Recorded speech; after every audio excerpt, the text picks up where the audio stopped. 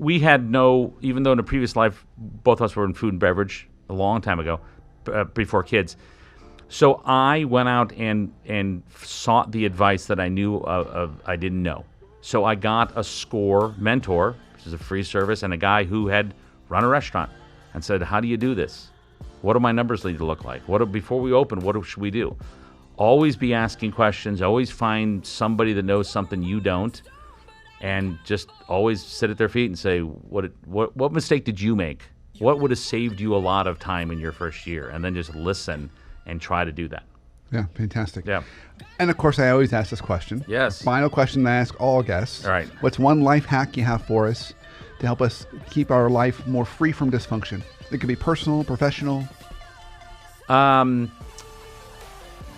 us, it's trying to get as many nights as possible a meal with the kids, so that we sit and obviously you open a bakery. When you stick a bakery in the middle of your house, it becomes your life.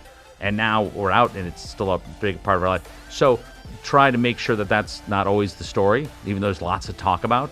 That that the kids, they're only there for a while, and so we try to do that as often as possible, where we don't talk about the bakery, and we talk about other stuff.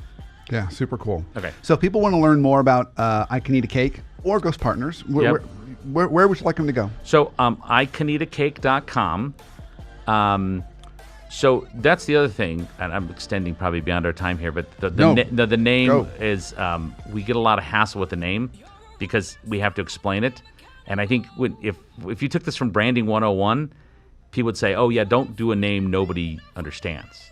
And obviously it works with her name. It's always worked with her name. But once in a while, we'll get people that come in, and it's wonderful to watch their eyes sort of suddenly focus, and they realize what the name means. And then you say, and back over there, that's Kanita. And then they go, what? There's somebody named. I thought it was just a clever name. Well, it is a clever name.